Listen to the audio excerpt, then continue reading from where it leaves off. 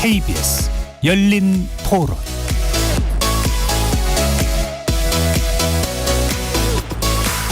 여러분 안녕하십니까? KBS 열린 토론 한상권입니다.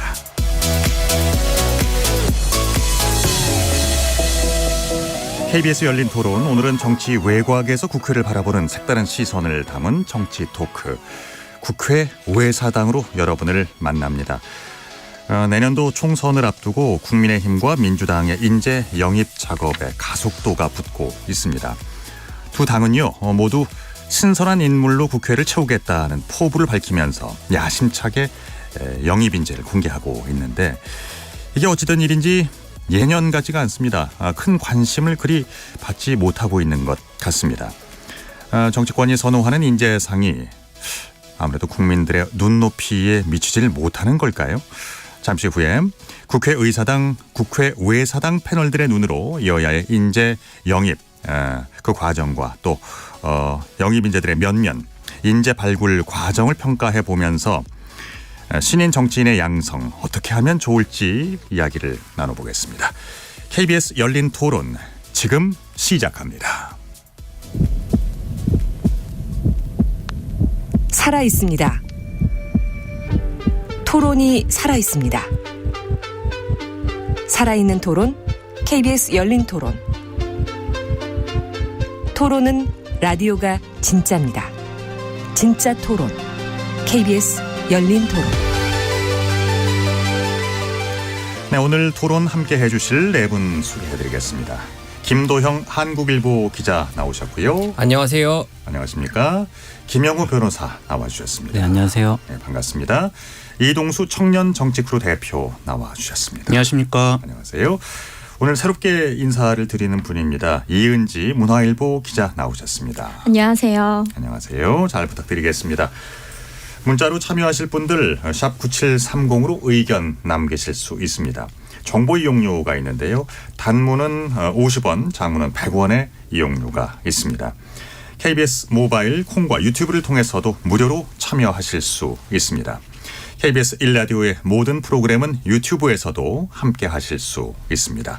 여러분의 많은 관심과 참여 부탁드립니다. 자, 여야가 내년도 총선을 앞두고 앞다퉈서 인재를 영입하고 있습니다. 그런데 왜 정치권은 스타급 인재 영입에 분주한 걸까요?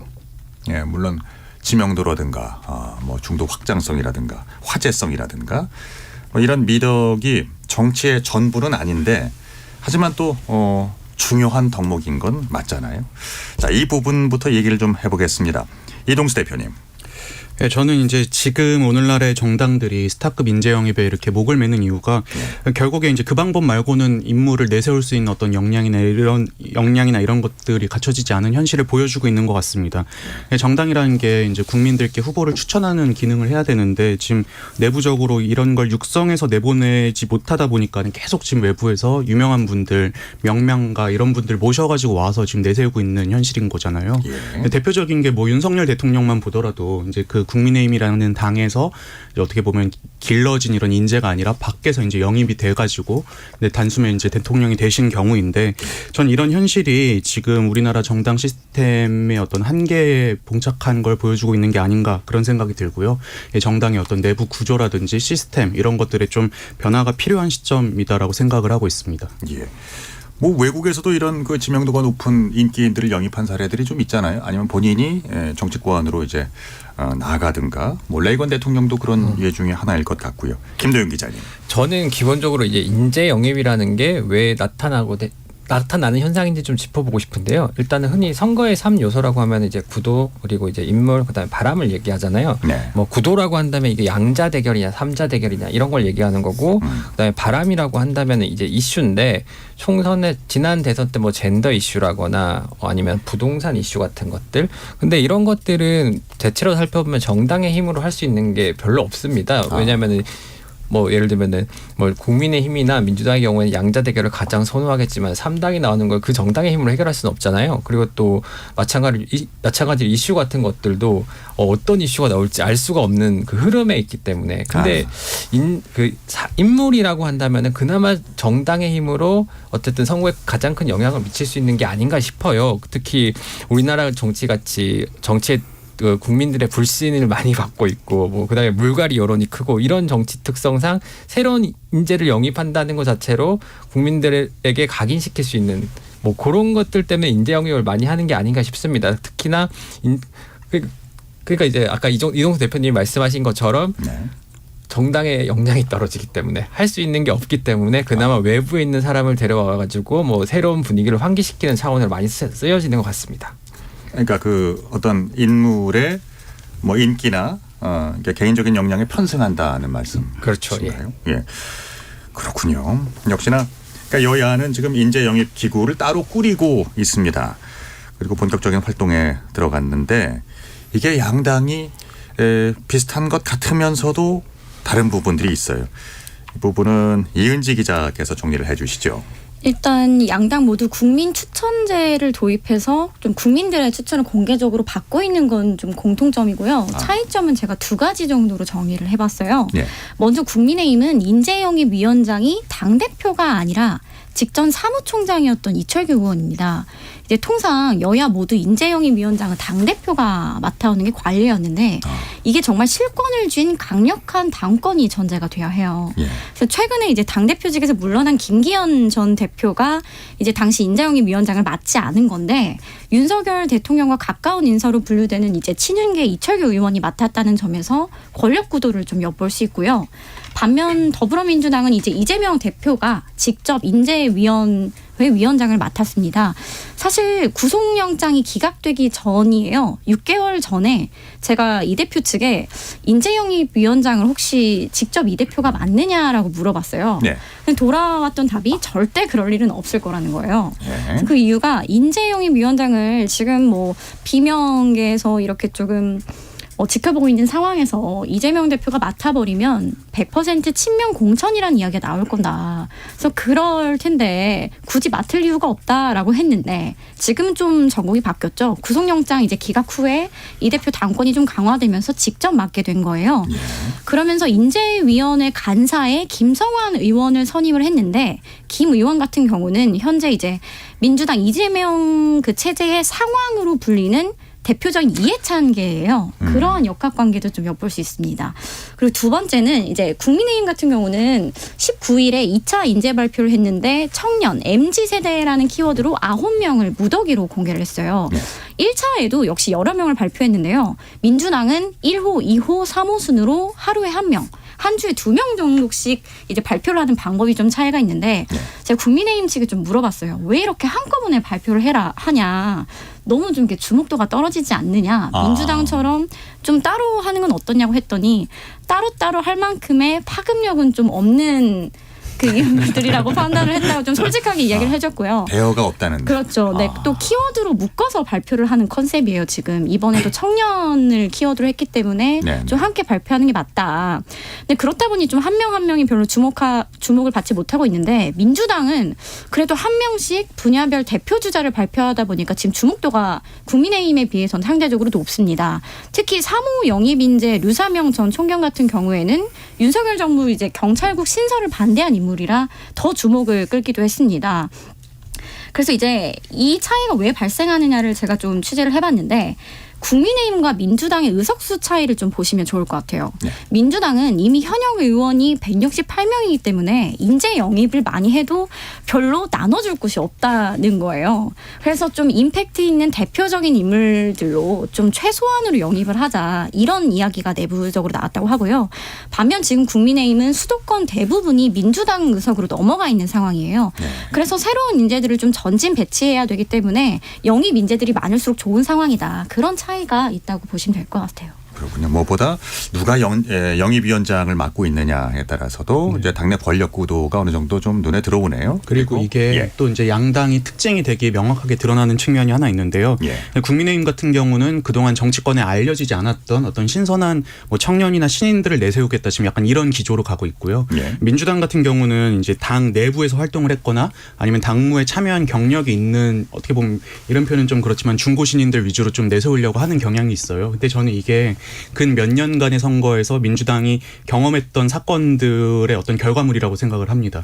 왜냐하면은 민주당도 그동안 지난 대선이라든지 아니면 지방선거 때 보면은 뭐 박지원 전 비대위원장이나 아니면 조동현 공동선대위원장이나 이런 분들 되게 정치권 밖에서 신선하다고 해서 모셔왔는데 이분들이 이제 당에 적응 못하고 막 논란을 일으키고 이런 것들이 또 좀 문제가 된 적이 있었잖아요. 그래서 이번에는 왠지 이런 문제들을 최소화하겠다라는 전략이 아닌가 좀 이렇게 보여집니다. 이게 재밌는 게 국민의힘 같은 경우 인재 영입위원회고요. 민주당 같은 경우에 인재위원회거든요. 그럼 이제 영입을 하지 않겠다라는 의사를 좀 이제 그걸 통해서 이제 밝힌 거라고 해석이 돼요. 이제 외부에 있는 사람을 데려오지 않고 우리 내부에 있는 사람을 발탁하겠다는 게 민주당의 뜻인데 재밌는 건 보면은 오히려 인재영입위원회인 국민의힘의 케이스에서 오히려 내부 인사 뭐 예를 들면 이수정 교수님 같은 경우에는 이미 뭐 윤석열 캠프에 참여를 한번 했던 적이 있는 인사고. 그리고 지금 발표된 몇몇 중에서도 국민의힘에 몸담았던 보좌관 출신도 좀 있거든요. 근데 지금까지 민주당은 오히려 다 이제 외부에서 영입이 된 케이스예요. 그러니까 이름은 민주당이 인재위원회고 국민의힘이 인재영입위원회인데 실제로 영입된 케이스들을 보면은 민주당이 인재영입을 하고 있는 것이고 국민의힘에는 인재를 이렇게 내부에서 발탁했던 걸로 보일 수 있는 여지도 있는 거죠. 그거 재밌네요. 그러니까 그 이름만으로는 어떤 그 본질을 좀 파악하기가 어려워지네요. 그러면 여당부터 영입된 인재들의 면면을 한번 살펴볼까요? 김 변호사님. 네, 지난 12월 8일 국민의힘 인재영입위가 1차 영입 인재로 그 이수정 경기대 교수님을 포함해서 5명을 발표를 하셨고요. 그 19일에 2차 영입 인재로 9명을 발표했는데 좀 주목할 만한 분이 뭐 북한 이탈 주민으로서 그 지금 김금협 국가보훈부 장관 정책보좌관이 계시고 또 다문화 여성 법조인으로서 공지현 변호사님 그리고 방송 언론계 출신으로 호준석 전 YTN 앵커 분이 좀 계십니다. 그래서 향후 인재 영입위는 다음 달 초까지 30에서 35명까지 추가로 영입 인사를 좀 발표할 계획이라고 합니다. 그리고 민주당이 영입한 인재들은 어떻습니까? 이 대표님. 일단 현재까지 민주당은 3명을 영입한 상태인데요. 1호 인재로 기후 및 환경 전문가인 박지혜 변호사를 영입을 했고요. 2호 인재로 NC소프트에서 임원을 지내기도 했던 이제 기업인 이재성 씨를 영입을 했습니다. 그리고 3호 인재로 이은지 기자님께서 말씀해 주셨던 것처럼 류사명 전 경찰총경을 영입을 했는데요. 이분들의 특징을 보면 공통적으로 이 현재 윤석열 정부의 정책 기조와 반대편에 선 분들이라는 특징이 좀 있는 것 같습니다. 예컨대 이제 박지혜 변호사 같은 경우도 보면은 지금 윤석열 정부에서 지난 정부에서 추진해왔던 어떤 재생에너지나 이런 것들을 이제 좀 이제 재생에너지 대신에 뭐 원전이나 이런 걸 확대하려고 하는 추세인 거잖아요. 그래서 이런 데서 이제 좀 메시지를 내기 위해서 이제 박지혜 변호사를 영입한 걸로 보이고요. 그리고 이제 NC소프트 임원을 지내기도 했던 이재성 대표 같은 경우도 지금 이분이 이제 비대면 교육이나 뭐 자율주행 스타트업 대표를 지내기도 하셨어요. 그래서 요즘 또 이제 윤석열 정부의 R&D 예산이 이제 이번에 좀 복구가 되긴 했지만 예전 처음에 이제 삭감해가지고 논란이 좀 났었는데 이런 데 있어서 좀 정책적으로 이제 좀 이 메시지를 내기 위해서 이런 분들을 영입한 게 아닌가 생각이 됩니다. 그러니까 현 정부와의 어떤 대결 내지 탄압 인사라는 뭐 이런 프레임들이 있는 것 같아요. 그 이름만 들어도 알만한 분도 계시네요. 그리고 조금 생소한 분들이 뭐 더 많긴 합니다만은 선발을 잘 한 것 같아요. 김도영 기자님. 솔직하게 말씀드리면 일단 현재까지라는 단서를 달고 말씀드릴게요. 현재까지 봤을 때 실패가 아닌가 싶습니다. 왜냐면은 아까 말씀드렸듯이 이제 인재라는 건 어떤 상징이 있잖아요. 그리고 그 상징에 국민들의 관심을 끌어야 되는 거고 그걸 목적으로 하는 건데 특별히 상징적인 인물이 보이지 않는 겁니다. 뭐 양당 모두 공이요. 특히나 뭐 지금 그나마 이름이 많이 나왔던 분 같은 경우에는 가장 유명한 분이 이제 경찰국 논란 때 이제 총경회를 만들었던 뭐 류사명 총경 정도인데 사실 이분도 그때 반짝하고 그 전까지 알려졌던 인물은 아닌 거죠.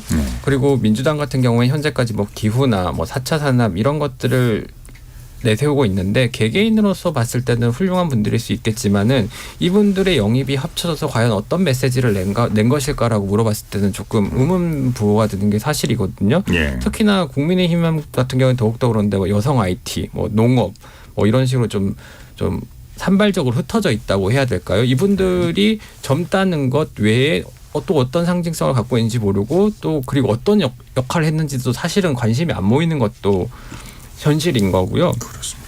그래서 국민들에게 확 소구할 만한 그런 영입이라고 보기는 좀 어려울 것 같습니다. 그나마 민주당 같은 경우에는 그래도 재밌는 점이 이제 이재성 씨 같은 경우에는 이제 NC소프트 이제 전무를 지내셨던 이분 같은 경우에는 부산에 나가겠다고 얘기를 했거든요. 보통 인재 영입할 때 어디 나가겠다고 단정적으로 말하는 경우가 그렇게 많지는 않아요. 뭐 그리고 보통 인재 영입 케이스들은 비례대표로 가는 경우도 많고요. 네네. 근데 이제 이재성 씨 같은 경우는 부산 나가겠다고 했고 류사명 총수관 같은 경우에도 부산이 연고예요. 그래서 부산이랑 울산 쪽에서 경찰 생활을 했었고 고향도 부산이거든요. 두 분 다 이제 인재 영입식 때 한 얘기를 보면은 뭐 부산 영도구에 어디 뭐 그다음에 부산항에 뭐 부두 노동자의 아들 뭐 이런 것들을 강조한 걸로 봐서 어쨌든 민주당의 입장에서는 지금 가장 중요한 그 총선 그 전선 중에 하나가 낙동강 벨트일 텐데 부산 이런 인재 영입된 케이스들을 해서 부산에 투입하겠다라는 어떤 그런 종류의 어떤 전략을 엿볼 수는 있거든요.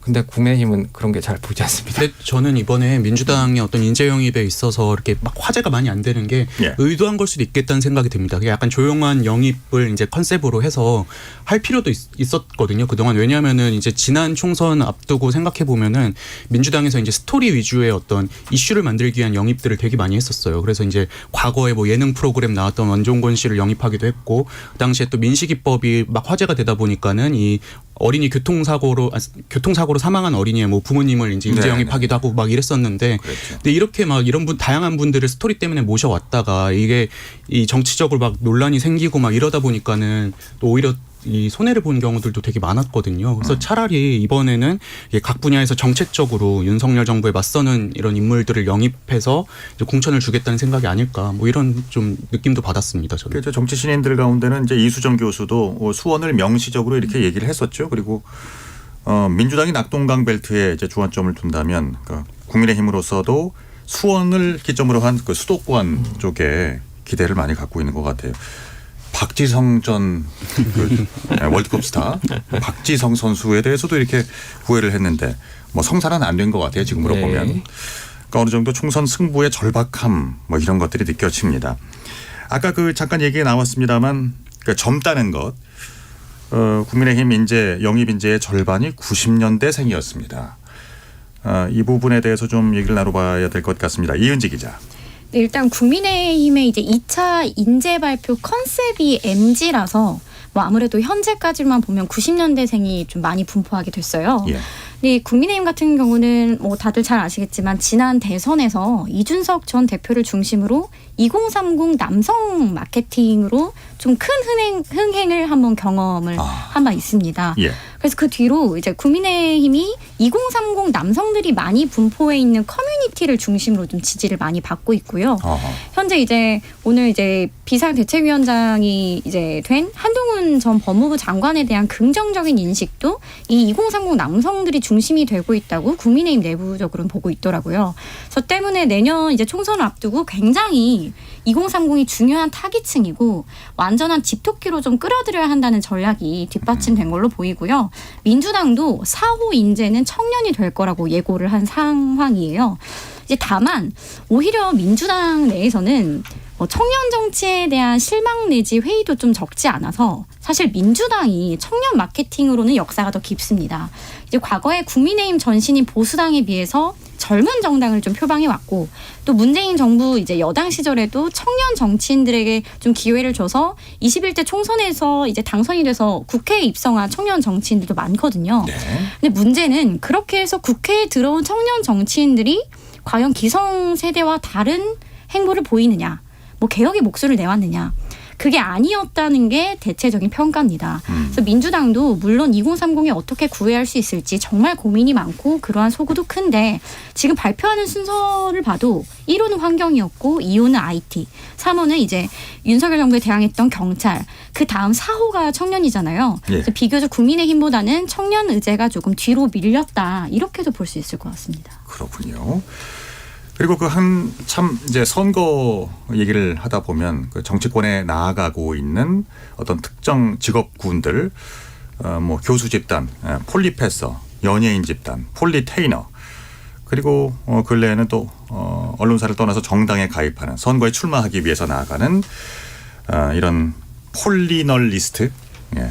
그러니까 폴리틱스와 저널리스트의 합성어. 이걸 또 폴리널리스트라고 합니다. 근데 여기에 대해서 이제 유예기간이라는 얘기가 나오는데 사실 객관적으로 똑 떨어지는 숫자로 규정되어 있는 것들은 글쎄 뭐 전 객관적으로는 없는 것 같은데 다만 이제 권력과 정치권을 어떤 견제하고 감시하는 기능을 해왔던 언론이 그 언론에 몸담았던 이제 인물들이 정치권으로 나아가는 것 자체는 어떤 뭐 정치계도 그렇고 언론계도 그렇고 이제 양쪽에서 서로 잊혀질 수 있는 뭐 휴식기라고 해야 되나요?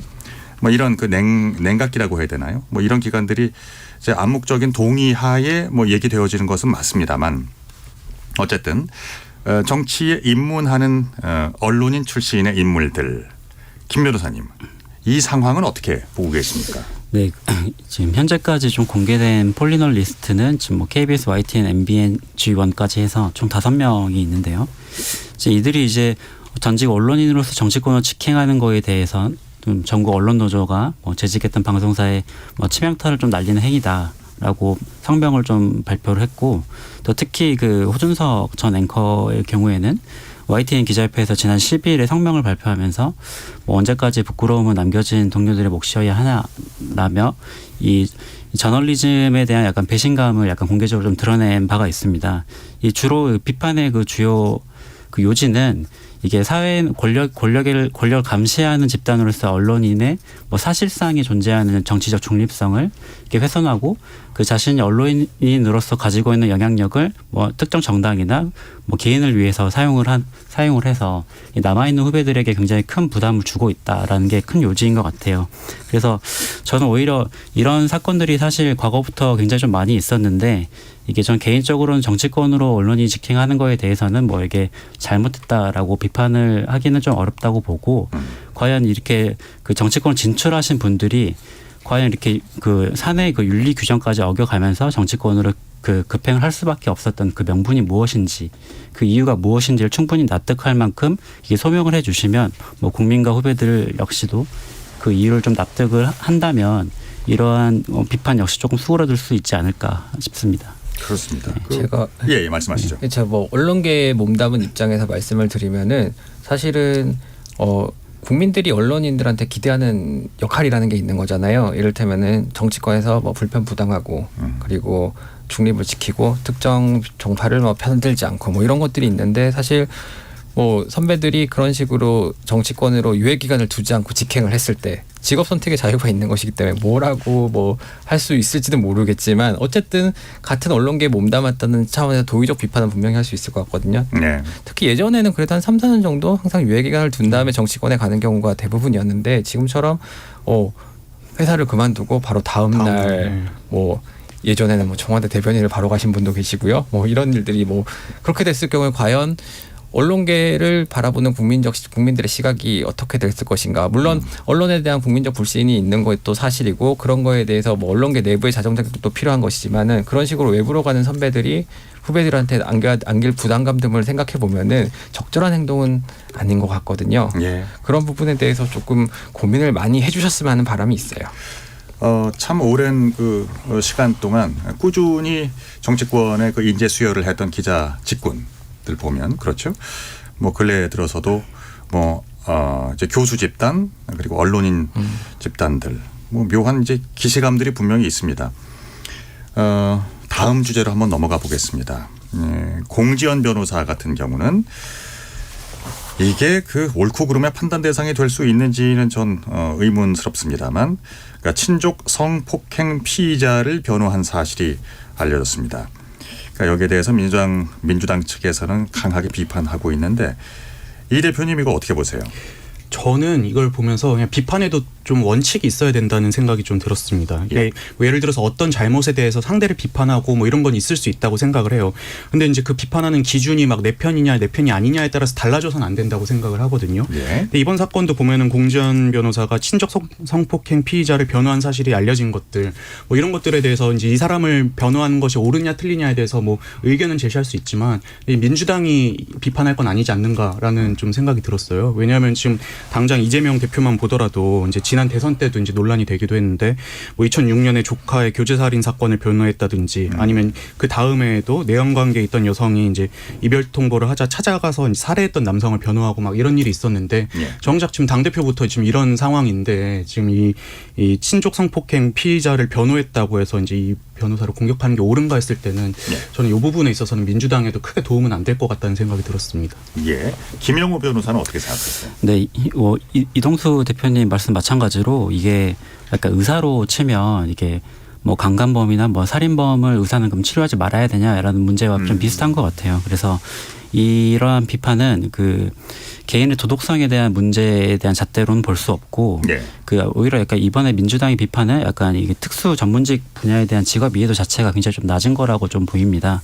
그래서 변호사 역시 사건을 수임을 하게 되면 이 의뢰인의 그 헌법상 재판상 그 방어권을 충분히 보장하기 위해서 그 최선을 다해야 될 의무가 있고 그 과정의 일을 좀 해태한다면 오히려 의뢰인한테 손해배상 청구나 업무상 배임행위 자체가 성립이 될 여지도 있거든요. 예. 그래서 특별히 좀 조심을 해야 되는 부분이 있고 이 해당 사건에서 그 공지현 변호사가 냈던 그 의견서의 내용이 그 변호사로서의 그 공지현 변호사의 의견이지 정치인으로서 공지현 변호사 개인의 의견이라고도 볼 수 없기 때문에 이를 좀 분리해서 좀 봐야 될 것 같습니다. 예. 김도윤 기자. 예, 저는 이제 마찬가지 똑같은 생각입니다. 변호인이 변호를 한 것에 대해서 뭐라고 왈가왈부할 수 없다고 봅니다. 왜냐하면은 모든 피의자가 법적 조력을 받을 수 있도록 한 게 뭐 근대법의 원칙 아니겠습니까? 예. 다만 좀 지적을 해야 되는 부분은 공 변호사가 친족 성폭행 피의자를 변호했다는 사실이 아니라 그 변호에서 감형을 받은 사실을 로펌의 홍보용으로 사용했다는 거거든요. 이게 사실이 알려진 게 이 로펌에서 감형을 받아서 집행유예로 감형을 받도록 했다는 것. 그러니까 내가 이거 성공 사례고 내가 이만큼 실력 있는 변호사라는 걸 보이기 위해서 이걸 홍보했다는 거예요. 예. 그렇다면은 폐륜 범죄를 변호해서 집행유예로 감형받은 것은 변호사로서 실력 있는 사람인데 이거를 홍보해서 그런 사람들을 더 많이 그런 사건을 더 많이 수임하겠다는 거잖아요. 자칫 이런 종류의 성폭행을 하더라도 내가 좋은 변호사만 선임을 하게 되면은 집행유예를 받을 수 있다라는 잘못된 메시지를 전달할 수 있다는 점에서 정치인으로서 과연 그게 용납될 문제인지 는 조금 더 생각이 필요하다고 봅니다. 용납 안 된다는 생각은 안 하고 있고요. 다만 조금 생각이 좀 필요한 거고 또 그 공지현 변호사 입장문을 냈어요. 이런 걸 갖고 피해자들이 고통받는 일이 이 사건을 인해서 피해자들이 고통받는 일이 없으면 좋겠다라고 했는데 지금까지 어쨌든 알려진 거는 본인도 그 사건을 홍보해가지고 피해자들한테 고통을 안긴 것도 사실이잖아요. 저는 그 메시지를 보면서 굉장히 자승자박하고 있구나라는 생각이 들었거든요. 예. 그렇군요. 모든 피의자는 법적 규정에 따라서 조력을 받을 권리가 분명히 있긴 합니다. 근데 이제 거기서 한 발 더 나가셨군요, 김 기자는. 그러니까 이런 뭐 감형받은 사실을 다른 쪽으로 좀 더 홍보하는 쪽으로 사용을 했었다. 그것은 좀 다툼의 여지가 있어 보이는데요. 이은지 기자. 네, 개인적으로는 뭐 다른 의견 있으십니까? 아니요, 저는 뭐 세 분이 말씀하신 거에 동의하는 바고요. 특히 김 변호사님이 지적해 주신 부분, 이제 아까 언론윤리 이야기도 했는데 변호사 역시 본인의 직업 윤리를 충실히 지켜서 그 직무를 다했다면은 정치권에 뭐 바로 오더라도 그렇게 큰 문제는 되지 않는다고 생각합니다. 예, 알겠습니다. 자, 그러면 스타급 인재 영입, 그러니까 여기에 대해서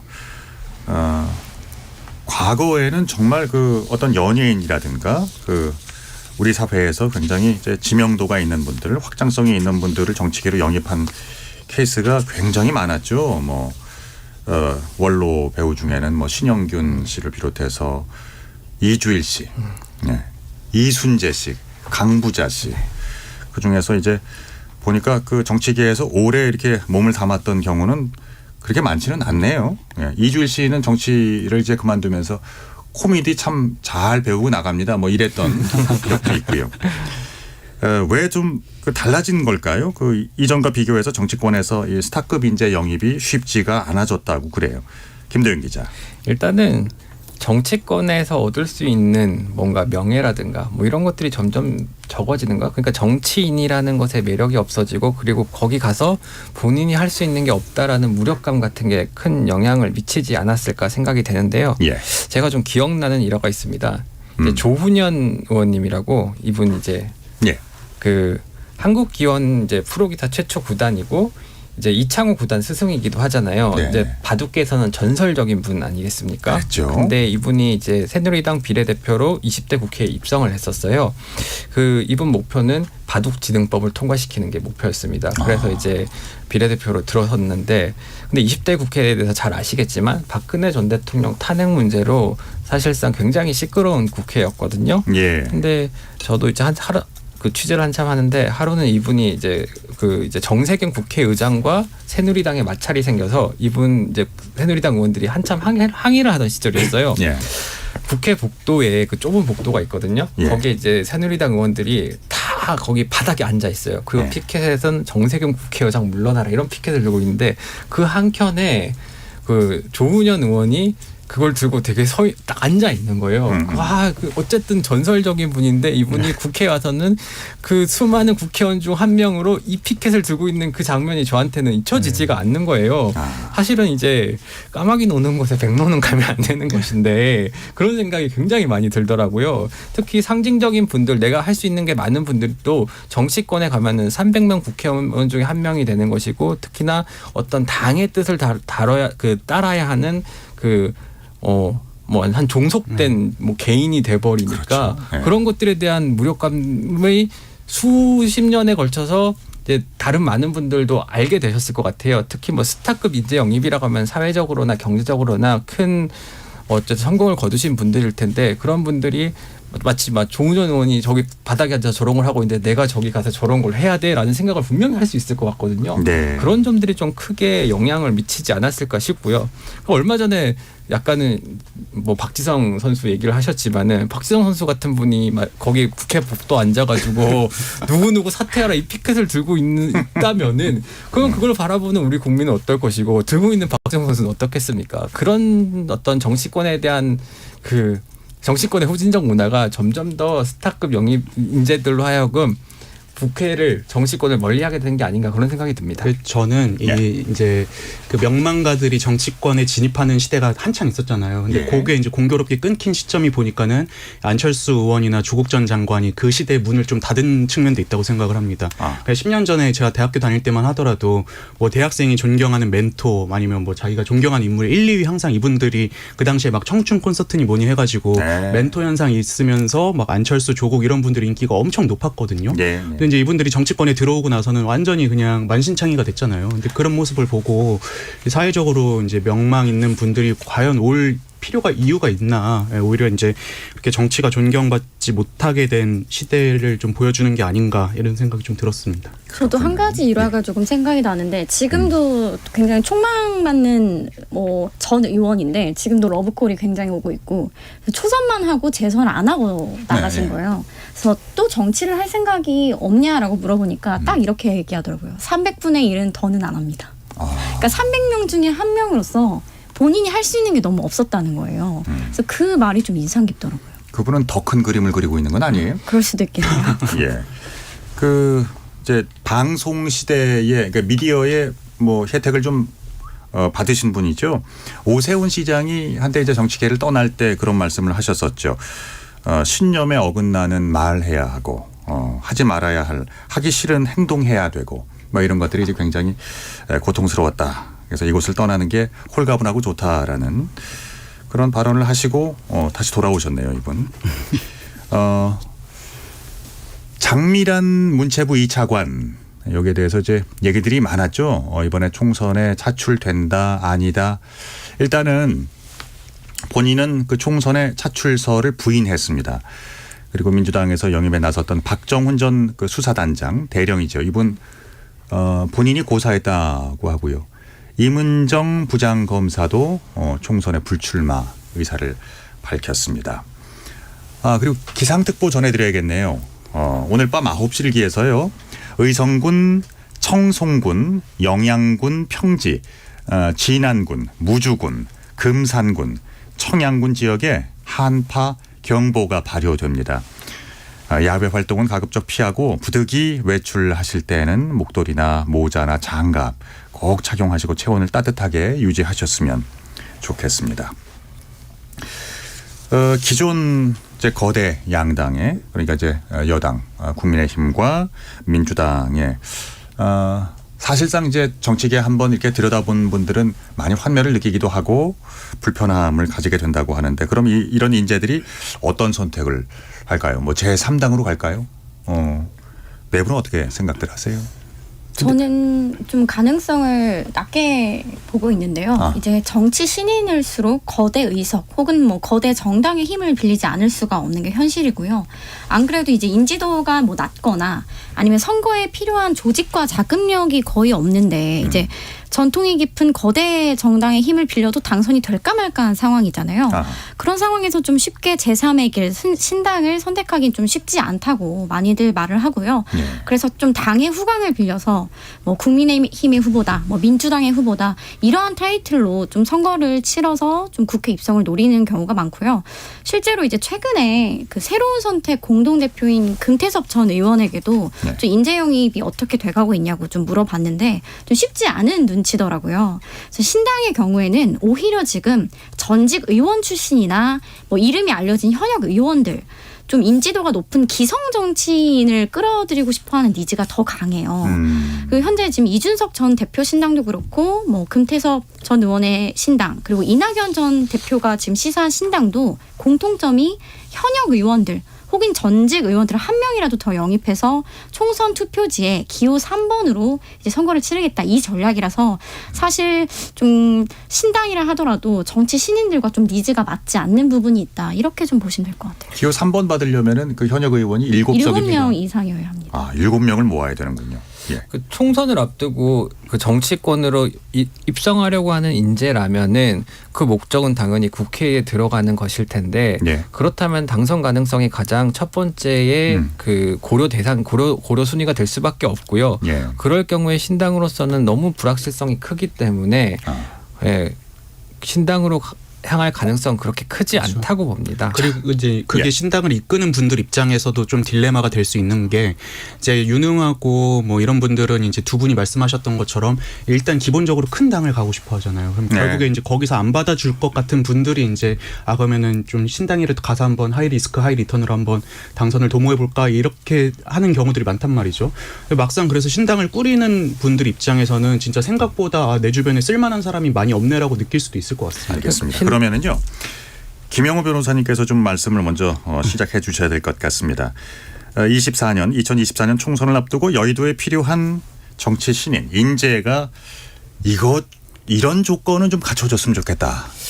제언 좀 해주시죠. 네, 정치 신인에게 요구받는 약간 덕목이 그 약간 분위기 전환이고 할 말하는 그런 정치인의 모습을 좀 보고 싶어서 저도 예전에 잠깐 주장했던 말이지만 권력이 아닌 좀 세대를 좀 대변하는 목소리를 많이 내주셨으면 좋겠습니다. 예, 이은지 기자.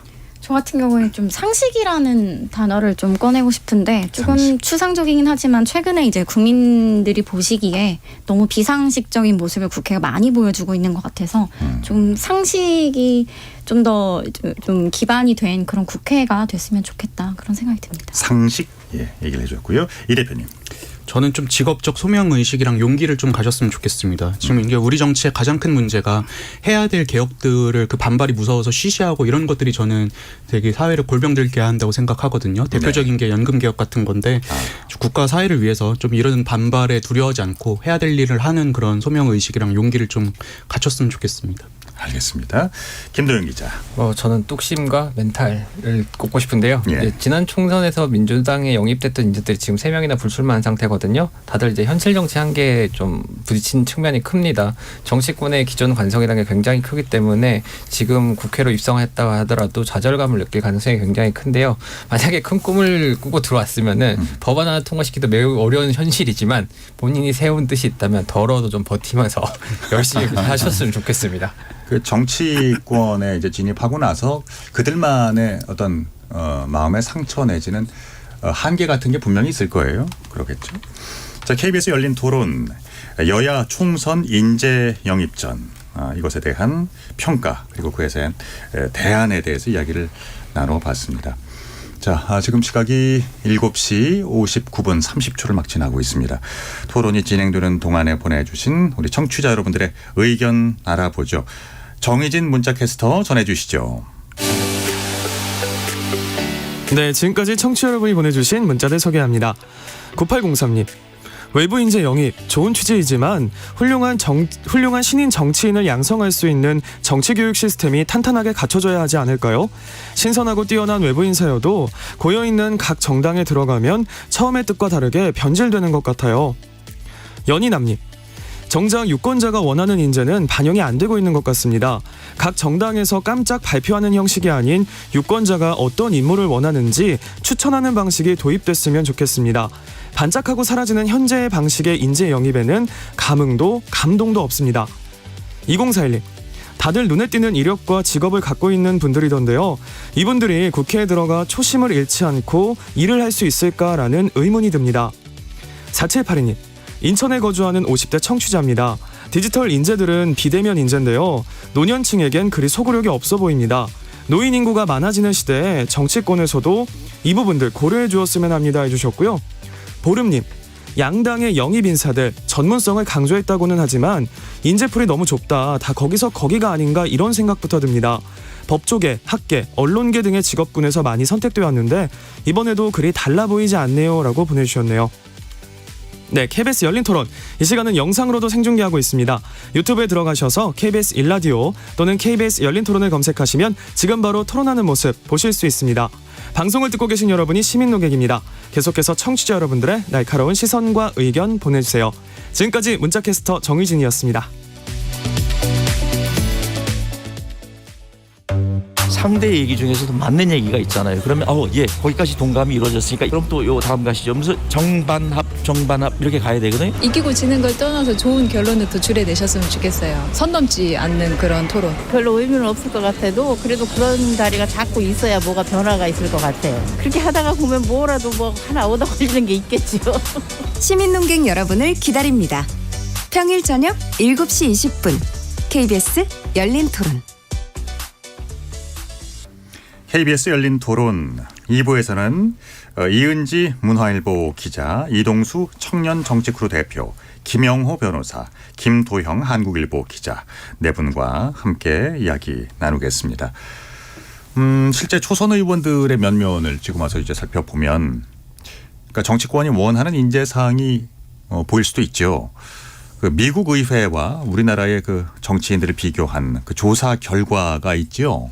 네, 매일경제신문이 이제 최근에 공개한 조사인데 21대 총선에서 당선된 국민의힘과 민주당 초선 의원의 직업 내지 출신을 분석한 결과 법조인이 25명으로 17.7%에 달했다고 합니다. 네. 그래서 20대 총선 때는 이 양당 법조인 출신 초선 의원이 2명씩 총 4명에 그쳤는데 19대 총선 당시에 이제 8명이었던 것을 감안해도 무려 3배가 늘어난 겁니다. 예. 이제 정치권에서 계속 나오는 이야기가 법조인이 너무 과다 대표되고 있다.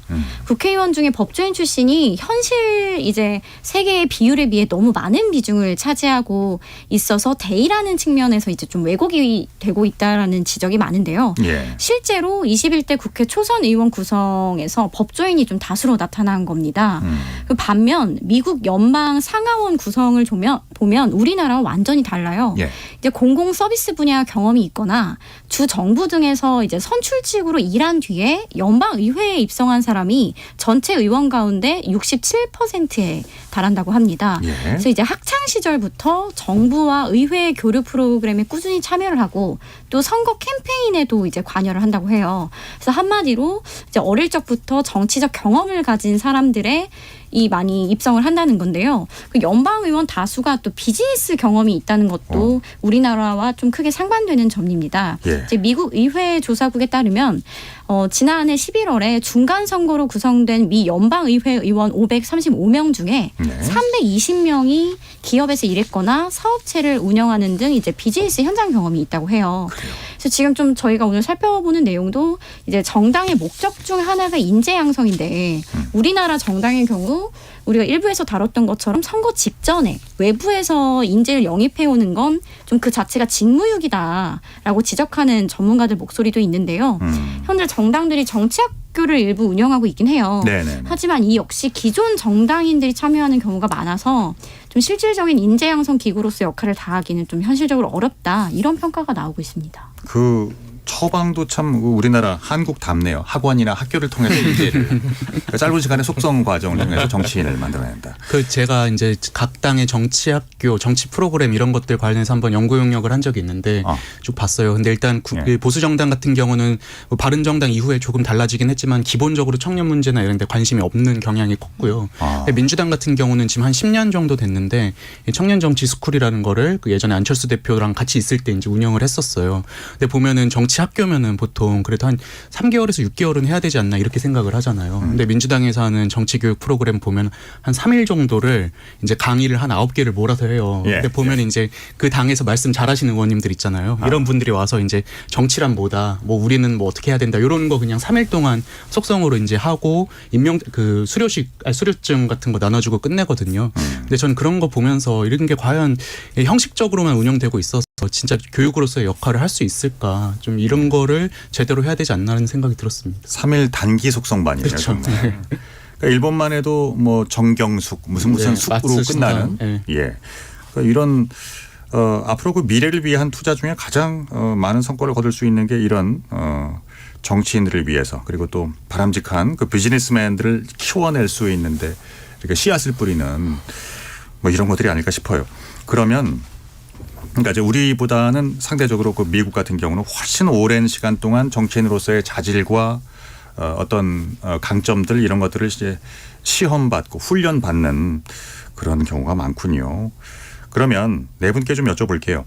역대 국회에서 가장 그 성공적인 인재 영입 사례 지금 기억나는 분들 계세요? 한 분씩 저 누구부터 김도영 기자부터. 저는 일단 성공이 뭔가라고 먼저 생각을 해봤는데 과연 이 사람 인재 영입 때문에 정말로 훌륭한 정치인이라고 모든 국민의 존경을 받는 사람으로서의 성공이라고 하면은 사실 잘 기억나는 사람은 없고요. 예를 들면은 인재 영입으로서의 성공, 화제를 끌고 정치적으로 성공했다라는 차원에서는 홍준표 대구시장을 꼽고 싶습니다. 일단은 워낙 모래시계 검사의 실제 모델로 유명했던 분이고 또 그리고 그렇게 들어와서 보수당의 대선 후보까지 성장을 했지 않습니까? 뭐 그런 차원에서 본다면 성공적이라면 굉장히 성공적인 영입으로 볼 수 있을 것 같아요. 워낙에 모래시계 검사로 유명세를 타가지고 여야 모두에서 영입 후에 그 당시에 있었고 특히 뭐 민주당에서는 홍 시장이 그때 원래 민주당에 오기로 했었는데 지역구의 문제로 인해 가지고 그때 바로 이제 다른 당으로 가버렸다 뭐 이런 얘기를 하기도 해요. 원래 시작점이 그럼 민주당일 수도 있었어요? 저는 그렇게 알고 있습니다. 그러니까 이제 여야 모두에서 구애가 있었던 건 사실이고요. 그리고 또 약간 지금은 정치권의 구태로 매도당하기는 하지만은 86세대 영입도 사실 굉장히 큰 방향이 있었거든요. 당시만 해도 한 3, 40대 정치인들 그 청년들이 국회로 들어가서 국회의원이 된다는 것 자체가 큰 의미가 있었다고 봐요. 개개인이 모여서 어떤 하나의 상징을 만들어낸 케이스이고 또 그로 인해서 국회 문화가 많이 바뀐 것도 사실이거든요. 저는 그런 점들을 꼽고 싶습니다. 이은지 기자. 저는 개인적으로 좀 멀리 가기보다는 제가 직접 겪은 사례 중에 좀 생각을 해봤는데요. 21대 총선에서 이제 민주당이 5호 영입 인재로 발표한 소방관 출신 오영환 의원을 좀 꼽고 싶습니다. 이제 당시에 이제 열악한 소방 공무원들의 근무 환경이나 산재 지원 이런 문제들이 좀 사회적 문제로 떠올랐을 시점인데요. 이제 이제 오영환 의원이 국회에 들어와서도 기자들이 의정 활동을 정말 열심히 했던 의원으로 손꼽는 분이세요. 그래서 이번에 다시 소방관으로 돌아가겠다라고 불출마 선언을 했을 때도 민주당 의원들이나 국민의힘 의원들 그다음에 기자들도 왜 좋은 인재가 또 불출마를 하느냐 좀 아쉬워했던 의원 중 한 명인데요. 그래서 좀 거창한 타이틀을 가진 거물급 인재도 중요하지만 정말 국민의 삶과 좀 맞닿아 있는 소방관을 영입한 부분은 굉장히 좋은 인재 영입이었다고 생각을 하고요. 아무래도 국회가 국민들을 대표하는 공간이잖아요. 또 대의민주주의라는 측면에서 굉장히 잘 부합하는 인재 영입이었다라는 평가를 하고 싶습니다. 예. 우리 김 변호사님 어떠세요? 예, 저는 그 장미란 차관님 좀 얘기를 좀 해보고 싶어요. 사실 이게 그 장미란이라는 사람 그 개인에 대한 인재 영입이 뭐 잘 됐다라기보다는 이걸 차관으로 임명을 하는 것 자체가 굉장히 저는 좋은 시도였다라고 생각이 듭니다. 사실 차관은 이게 장관과는 조금 다르게 정말 이렇게 내부적인 행정을 조율하는 역할을 하는 거거든요. 그래서 항상 소위원회에 출석을 해서 그 상임위 출석을 해서 그 여야 의원들과 항상 법안에 대해서 토론을 하고 가부를 좀 결정하는 역할을 하는데 그런 면에서 일단 바로 이렇게 정치적 메시지를 내는 장관이나 그 이상의 그 정무적인 역할을 하지 않고 차관으로 들어와서 약간 전문성, 행정 전문성을 쌓고 개인의 뭐 이력을 바탕으로 전문성을 쌓고 추후에 약간 뭐 어떤 역할을 하실지 모르지만 이런 식으로 약간 행정부를 통해서 이렇게 인재 영입을 하는 그런 사례 자체도 좀 굉장히 좀 신선했고 오히려 더 안정적일 수도 있다라고 저는 생각이 들었습니다. 예, 과거 얘기를 이제 쭉 들어가다 보니까 홍준표 대구시장이 사실은 김대중 전 대통령으로부터 그 당시에 이제 새정치국민회의죠. 예. 그 제의를 받았네요. 예. 받았고 근데 결정적인 순간에 신한국당에 뺏겼습니다. 저 김영삼 당시 대통령에게 직접 전화를 받았고 이게 계기가 돼가지고 신한국당으로 이곳에서 정치를 시작했군요. 예, 거기 뒷얘기가 이제 지역구 때문이었다는 후문이 계속해서 저대로 내려오는 것이죠. 예, 흥미롭네요. 자, 그리고 이 대표. 저는 이제 김영삼 전 대통령 시절에 15대 총선 앞두고 신한국당에서 이제 뭐 그 당시에 민중당 3인방이라고 하죠. 뭐 이유재, 김문수, 이재호 이런 분들 영입해가지고 이제 선거를 승리로 이끌었었잖아요. 근데 그때 보면은 이제 보수 정당에서 민중당 인사들을 영입했다는 거가 되게 이제 화제가 많이 됐었는데, 근데 저는 그게 좀 어떻게 보면 인재 영입에 필요한 부분이 아닌가. 그러니까 우리 당이 갖지 못한 어떤 정체성이나 포지션을 갖고 있는 인물을 영입함으로써 어떤 당의 영토를 확장해야 되는데 요즘 보면 인재 영입도 그냥 자기 말 잘 들을 것 같은 사람들만 데리고 오는 게 저는 좀 문제라는 생각이 들었습니다. 그럼 반대로 성공적인 인재 영입 말고도 야, 이분이 정치만 안 했어도 참 좋았겠다. 뭐 한 분 딱 너무 많은데 실명을 언급해도 될지 모르겠습니다. 아, 그럼 이제 적당히 알아서 하세요. 뭐 아무래도 뭐 반기문 전 유엔 사무총장이 상당히 안타까운 케이스 중 하나인 것 같고요. 네. 예. 정말 그 세계 속에서 유엔의 대한민국을 대표하셨고요. 유엔을 대표하셨던 분이셨죠. 근데 이제 정치라는 게 굉장히 벽이 높다 보니까 뭐 처음에 이제 대선 출마 시작부터 잘못된 스텝들이 많이 나오면서 이제 금방 불출마를 선언하고 약간 좀 아쉽게 된 케이스고요. 황교안 전 국무총리 같은 경우에도 정치 안 하셨으면 지금 존경받는 원로로 남으실 수 있을지 않을까라는 생각이 듭니다. 네. 그렇습니다. 한때 반짝하고 이제 사라져 버리는 그 정치권의 인재들이 적지 않았습니다. 그러니까 전문성을 강조하면서 그러니까 이거 덕분에 이제 영입이 된 거죠. 국회에 입성을 한 후에. 그런데 본격적으로 이제 목소리를 내야 하는데 목소리를 내지 못하고 혹은 정치적 생명을 연장하는데 이제 공천 문제겠죠. 먼저 성공하지 못하는 경우 이런 것들을 봐왔는데요. 이 대표님. 네. 그런 이유가 어디 있다고 보세요? 현실 정치의 문제인가요? 그게 사람들이 예를 들어서 제가 어느 날 갑자기 뭐 어디 전자회사나 아니면은 화학회사 이런 데 가서 일을 할 수 없잖아요. 그게 이제 전문성이 없기 때문인데 근데 많은 분들이 이제 정치는 전문성이 필요 없는 거라고 좀 착각하시는 경향이 있는 것 같아요. 근데 저는 이제 인재 영입으로 들어온 분들이 이제 본인 분야에서의 전문성은 있었겠지만 이제 정치적 전문성이 결여된 데서 이제 그런 크고 작은 문제들이 좀 나타났던 게 아닌가 싶습니다. 왜냐하면은 이 어떤 일이든 간에 뭐 이제 일을 하려면 해당 업계의 어떤 분위기도 알아야 되고 맥락도 파악해야 되고 또 네트워크도 중요하고 여러 가지를 갖춰야 되는데 인재 영입으로 들어온 분들은 정치권에서 이런 어떤 경험이라든지 맥락에 대한 이해 이런 것들이 전혀 없는 상태잖아요. 이제 그러다 보니까는 좀 크고 작은 어떤 논란을 좀 낳는 측면이 있는 것 같고요. 그리고 또 저는 기본적으로 정치는 되게 고도의 팀플레이라고 생각을 합니다. 그러니까 이제 본인만 잘해서 되는 게 아니라 이제 뭐 좀 당이 잘 되기 위해서 여러 사람을 설득하고 같이 이끌어 나가고 이런 노력이 필요한데 정치권에 이제 인재 영입으로 들어오신 분들을 보면 대체로 이제 어떤 의협심, 사명감, 패기 막 이런 것들만 너무 넘쳐가지고 아 우리 당 이렇게 가면 안 된다 이렇게 막 계속 이제 전면에서 반대를 하고 이런 갈등을 빚는 모습들이 연출이 많이 돼요.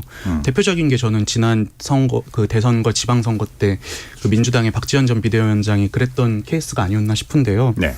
근데 저는 그러다 보니까는 좀 이런 어떤 정치권의 문맥에 대한 이해 그리고 이제 어떤 정치권의 어떤 동료들이나 팀에 대한 존중 이런 것들을 또 갖춰야만 또 영입 인재들이 제 목소리를 내고 힘을 얻을 수 있다라고 생각을 합니다. 그렇군요. 그 우리가 뭐 드라마만 봐도 하우스 오브 카드나 뭐 이런 정치 드라마를 보면은 대통령조차도 미국에서는 그렇게 끊임없는 그 협상, 양보, 타협, 뭐 법안들에 대한 전문성 이런 것들이 굉장히 그 강조되는 모습을 보는데요. 또 의견 있으세요, 김 변호사님? 저는 뭐 그 이동수 작가님이랑 뭐 비슷한 맥락인데요. 이게 정책과 정무가 조금 다른 영역이기 때문이라고도 좀 보입니다. 그래서 이 사회에서 정책적으로 가는 이 전문성은 이게 나라 전체 관점에서 봤을 때 굉장히 좀 좁은 영역이거든요. 네. 그래서 이를 좀 거시적으로 거버넌스를 조율하는 역할을 국회가 하는데 그 분야에서 약간 자기의 전문성만을 좀 강조하면 이 거시적인 조율을 잘 못할 여지가 굉장히 큽니다. 그래서 뭐 작은 뭐 소위원회에서 자신의 전문가 출신으로서 뭐 행정부를 설득할 여지는 굉장히 높겠지만 이게 보통 이제 뭐 선거나 정치적 메시지를 내면서 정책의 방향을 결정지을 그런 정무적인 영역에 있어서는 사실 그 전문가에게 어떤 전문성이 사실 없거든요. 그래서 보통 정책의 끝을 우리가 정무라고 표현하는 것처럼 이 전문 분야 출신 정치인들이 뭐 초선이나 비례 때는 굉장히 좀 고초를 많이 겪지만 이후 정치인으로 성장을 해가면서 그런 성장할 물리적 시간이나 경험치가 쌓이면 사실 누구보다 좀 날카로운 칼이 될 수 있거든요. 그래서 그런 시간도 사실 조금 배려를 할 필요도 있다라고 저는 생각이 듭니다. 저는 이제 그 우리나라 국회의 의사 진행 체계를 조금 짚어보고 싶은데요. 왜냐하면은 어떤 식이냐면은 뭐 법안 처리를 위한 상임위원회를 열고 그다음에 소위원회에서 좀 더 디테일하게 논의를 하고 본회의에서 넘기고 보통 이런 식이거든요. 네. 그러니까 내가 그 상임위에 속해 있으면 그 상임위 얘기만 해야 되는 거예요. 그다음에 국정감사도 마찬가지고요. 그러니까 내가 뭔가 공간이 굉장히 협소하고 그 공간마저도 당에서 지시해주는 어떤 이른바 당론이라고 하죠. 아니면 당의 뭐 스탠스라고 하는데 그런 것들을 따라갈 수밖에 없고 거기 안에서만 얘기를 할 수밖에 없으니까 의원들이 자기 얘기를 못 하는 거예요. 예를 들면 미국만 해도 특정 이슈에 대해서 청문회가 가능하잖아요. 상설청문회라고 하는데 그러면은 그 상설청문회가 여기저기서 일어나고 그런 것들이 하면서 이 의원이 어떤 역할을 하고 있는가 그리고 자신의 얘기를 할 수 있는 공간이 분명히 생기는데 지금은 정말로 상임이라는 게 너무 비효율적인 의사 진행 체제인 거거든요. 한 많은 경우에는 20명 정도 되는 의원들이 그 원탁은 아니지만 쭉 서서 7분씩 할 말만 하고 그 다음에 그냥 듣기만 해야 되는데 그 이외의 시간은 거기 앉아 있기만 하는 거예요.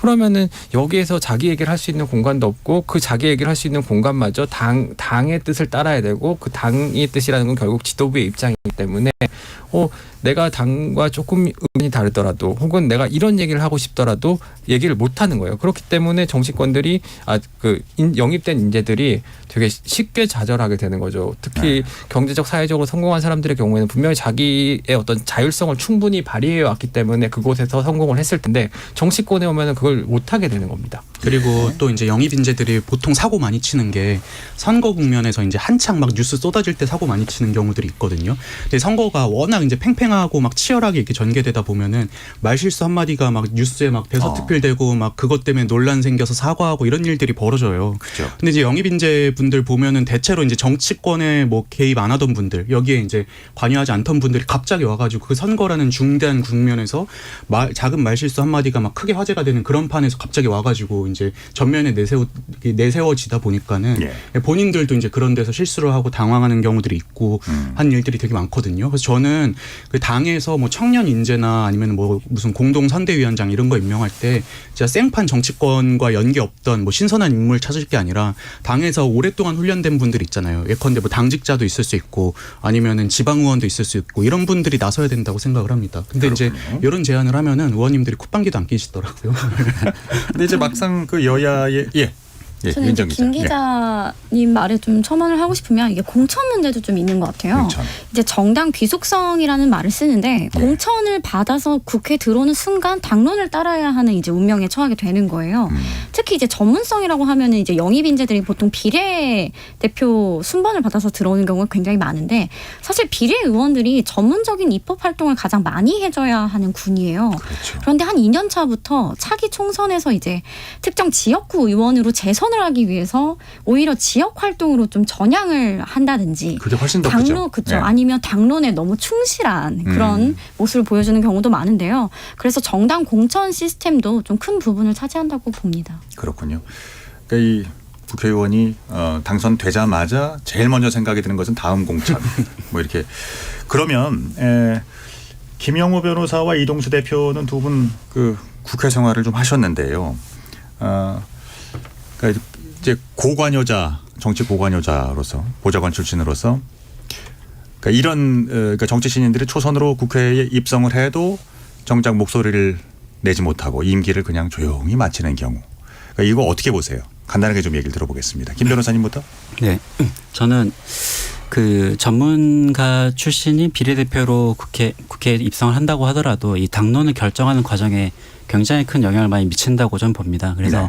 사실 이 뭐 최근에 뭐 기후나 이렇게 환경 분야에 대해서는 약간 사실 업데이트된 그 신지식을 좀 따라가기가 당해서 쉽지 않으니까 이러한 그 비례대표 출신 전문가의 의견을 굉장히 좀 많이 따르는 편이거든요. 그리고 네네. 그러한 그 비례대표의 의견이 사실 행정부의 속도보다 더 빠를 수가 있어요. 그래서 굉장히 좀 신뢰성이 높기 때문에 그런 부분에서는 그 전문가들이 비례대표로 올라온다고 하더라도 충분히 당론을 그 자기의 전문 분야에 한해서는 조금 영향을 미칠 수 있는 지위에 있고 사실 정치인으로서 이제 재선이 이 정치인의 꽃이라고 이렇게 할 만큼 정말 이렇게 상임위 간사도 할 수 있고 뭐 대변인 뭐 큰 선거를 약간 전략적인 판단도 할 수 있는 그런 위치에 갈 수 있기 때문에 뭐 초선이든 뭐 이렇게 비례대표로 초선을 경험을 하든 그 시간에는 자신의 전문성을 바탕으로 뭐 국회를 일단 한 바퀴를 돈다라고 생각을 하고 그 전문성을 다시 자신의 전문성과 그 정치인으로서 전문성을 더해서 사실 재선을 준비하는 것도 사실 정치인으로서는 사실 당연한 거다라고 저는 생각이 듭니다. 네.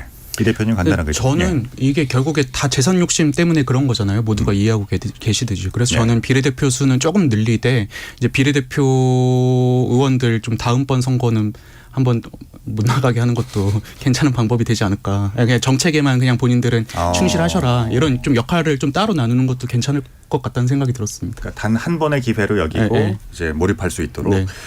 근데 보면은 그 이제 막상 이제 두 양대 정당은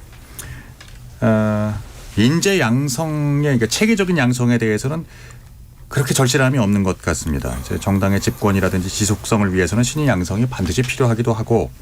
그런데 이제 그 중요한 원인 중에 하나는 기득권이 아닐까 싶어요. 언젠가 후배들에게 그 내쳐질 수 있다는 어떤 두려움 때문일까요? 그 정당 출입하시는 우리 이 기자는 어떻게 생각하세요? 두 분이 이제 국회 생활을 좀 하셨다고 했는데 사실 국회에서 청년들이 가장 가까이 모여 있는 곳이 어딜까 생각을 해보면 바로 국회의원회관입니다. 예. 이제 국회의원 보좌진들인데요. 보좌진들이 이제 많이들 하는 말이 본인이 정치를 꿈꾸고 들어와서 의정활동이나 입법 보좌를 열심히 해도 말하신 것처럼 기득권을 내려놓지 않은 기성 정치인들 때문에 기회가 좀처럼 오지 않는다는 거예요. 네. 그래서 늘 총선을 앞두고 외부 인사, 새로운 인사만 데려오기 급급하다는 건데 그래서 내부 인재를 좀 키우지 않는 문제가 굉장히 심각하다는 얘기를 많이 하고요. 예. 그래서 그 이유는 아무래도 자신의 지역구 경쟁자를 키우고 싶지 않은 심리가 클 거고 또 이제 미국에 비해서 기존 정치권 인사에 대한 평가 절하가 굉장히 크다. 한국 정치권이 그 예. 얘기를 많이 해요. 그래서 보좌진들 중에 훌륭한 사람들이 있더라도 선거만 앞두면 내부 인물보다는 이제 외부 인물로 화제성만을 가져가려 한다. 화제성. 네, 이런 지적이 있고요. 지금 민주당의 경우에 김대중 정치학교를 계속 운영 중이에요. 네네. 그래서 올해 좀 수업을 듣는 사람들에게 물어보니까 누구누가 듣느냐. 이미 다 기존에 뭐 청와대를 다녀오거나 정당 활동을 한 사람들 아니면 출마의 뜻이 있는 보좌진 출신 이런 내부 인사들이 대부분이라는 거예요. 그래서 이제 정당에서 이런 정치학교를 하더라도 외부 인사들이 좀 정당의 정치학교 정보에 뭐 접근하기 쉽지 않은 점도 있다. 이런 한계들도 있습니다. 그리고 저 같은 경우에는 일단은 양당에 대한 불신, 국민들의 어떤 불신을 일단 이유로 들고 싶은. 왜냐하면은 인재 영입을 한다는 거는 총선에서 우리 당이 승리하기 위해 긍정적인 영향을 미친다는 거예요. 근데 인재 양성을 안 하는 이유는 뭐냐면은 예를 들면 이런 거죠. 뭐 저희 국민의힘이 20년을 길러온 인재입니다. 이분을 뽑아주세요라고 하거나 민주당이 15년을 성심성의껏 길러온 인재입니다. 우리가 개런티합니다라고 했을 때 이분들 찍고 싶겠냐는 거죠. 그런 신뢰가 없잖아요, 사실은. 그런가요? 그러니까 이 사람은 우리가 지금 사실 정치권에 대한 불신이 굉장히 깊은 상황에서 우리가 개런티한다라고 얘기했을 때 이 사람을 찍어줄 요인이 없고 그 결과적으로 이 사람들을 그에게는 총선에 큰 도움이 안 된다는 것이고. 그렇군요. 그 신인 정치인들을 양성하는 정치 학교 이런 것들도 이제 움직임이 실제로 있습니다. 나아가서 또 신인들의 어떤 이제 성공적인 그 정치인으로서의 양성을 위해서 정치권이 해야 할 일은 뭐라고들 생각하십니까? 이 대표님부터 좀 들어볼까요? 저는 모든 세상사가 그렇듯이 돈과 시간이 제일 중요하다고 생각을 하고요. 지금 보면은 결국에 정당에서 인재 양성 프로그램이나 이런 거를 제대로 운영 안 하는 것도 결국에 비용은 많이 들지만 단기적인 성과가 안 나타나기 때문에 그런 것 같아요. 그래서 이제 지금 우리나라 정당법을 보면은 보조금 배분 대상인 정당들은 국고보조금의 일부를 이제 정책연구소에 할애하게 되어 있거든요. 네. 대표적인 게 여의도연구원이라든지 민주정책연구원 이런 것들이 있는데 마찬가지로 저는 인재 양성도 정당에 가는 보조금에서 일부를 반드시 좀 할애할 수 있도록 법을 바꾸는 것도 괜찮겠다는 생각입니다. 예, 제도적인 뒷받침도 필요하겠죠. 자, 이은지 기자. 저는 일단 아까 김도영 기자도 얘기했지만 좋은 사람들이 정치를 안 하려고 한다는 거예요. 정치에 대한 불신이나 이제 좀 터부시하는 인식 제고가 좀 필요하다고 생각을 하고요. 그래서 아까 전에 교육 이야기 나왔지만 공교육 단계에서부터 미국과 같은 사례처럼 정치 교육을 하거나 아니면 정말 이게 나를 대표하는 사람을 잘 뽑기 위해 한 것이다. 그런 정치의 생활화도 좀 중요하다고 생각이 됩니다. 그렇게 하다 보면 자연스럽게 인재가 정당으로 모이지 않을까. 알겠습니다. 김 변호사. 네, 저는 사실 그 정당 내부에서 인재를 양성해서 정치인으로 데뷔시키는 거에 대해서 저는 좀 부정적입니다. 사실. 그래서 이번에 한동훈 전 장관께서도 마찬가지로 정치인은 아니지만 이 사회에서 그 전문 직역이 있으신 분이 정치를 하기를 국민들이 되게 약간 기대를 하시잖아요. 이런 것처럼 약간 직업 정치인의 약간 시대는 사실 실패했다라고 저는 보이고 오히려 이렇게 인재 양성이 성공하기 위해서는 다당제라는 환경이 먼저 필요하다라고 저는 생각이 듭니다. 그래서 이 거대 양당에 대한 불신이 너무나 크고 약간 반대를 위한 반대가 이어지기 때문에 소신 있는 목소리를 낼 수 있는 환경이 갖춰진다면 네. 인재 양성도 충분히 가능하다라고 생각됩니다. 알겠습니다. 김도영 기자. 이게 아까도 말씀드렸듯이 양당에 대한 신뢰를 복원하고 그리고 우리가 키운 인재를 뽑아 주십시오. 그리고 거기서 좋은 인재가 나왔을 때 그게 또 정당의 신뢰도를 이렇게 쌓을 수 있는 거라 보거든요. 그렇기 때문에 정치 불신을 버리기 위해서 떨쳐내기 위해서 국민의힘이나 민주당이나 많은 노력이 필요할 것 같습니다. 그렇습니다. 그리고 실제 정치인들을 양성하는 일종의 정치 전문 기업 이런 곳들도 이제 생겨나고 있더라고요. 정당 밖의 인재팀 이렇게 이제 칭해지는 이게 아까 말씀하신 그 3일 동안의 속성 단기반으로서는 해결이 되겠습니까 어디? 그걸로는 네. 어려울 것 같고요. 네. 이제 보면은 과거에 바른정당에서 했다가 지금은 사단법인 형태로 독립된 청년정치학교라고 있는데 거기는 이제 매년 이제 기수를 뽑아요. 한 30명에서 50명 정도의 청년들을 뽑고 한 20번 가까이 강의를 하거든요. 전체 한 6개월 정도 과정으로 이제 교육을 하는데 네네. 그거에 참여했던 많은 청년들이 지금 보면 국민의힘의 자산이 돼가지고 막 최고위원도 되고 대변인도 되고 막 이런 경우들이 많습니다. 그래서 이제 결국에 이 인재 양성이라는 게 단기적으로는 효과가 없어 보이지만 장기적으로 봤을 때는 반드시 꽃을 피운다. 정당에서도 이런 부분을 간과하면 안 된다라고 말씀을 드리고 싶습니다. 그렇군요. 앞서서 네 분께서 이제 정치 신인이 이상적인 정치인이 되어야 할 이럴 분들이 갖추어야 될 덕목으로 권력에 대한 어떤 집착 이런 것이 아닌 세대를 대변하는 정치인 그리고 상식을 갖춘 정치인 직업적인 소명의식을 갖춘 신인들 그리고 용기를 갖춘 뚝심과 멘탈을 갖춘 이제 그런 인물들을 뽑아주셨습니다. 내년 총선에서는 이런 조건들을 두루 갖춘 정치 신인들을 많이 만나볼 수 있었으면 좋겠네요. 자, KBS 열린 토론 오늘 순서는 이것으로 마무리해야겠습니다. 오늘 토론 함께 해주신 김도형 한국일보 기자, 김영호 변호사, 이동수 청년정치크루 대표, 이은지 문화일보 기자 네 분께 감사드립니다. 오늘 즐거웠습니다. 오늘 참여해 주신 시민 논객 여러분께도 감사드리고요. 지금까지 KBS 열린 토론 한상권이었습니다.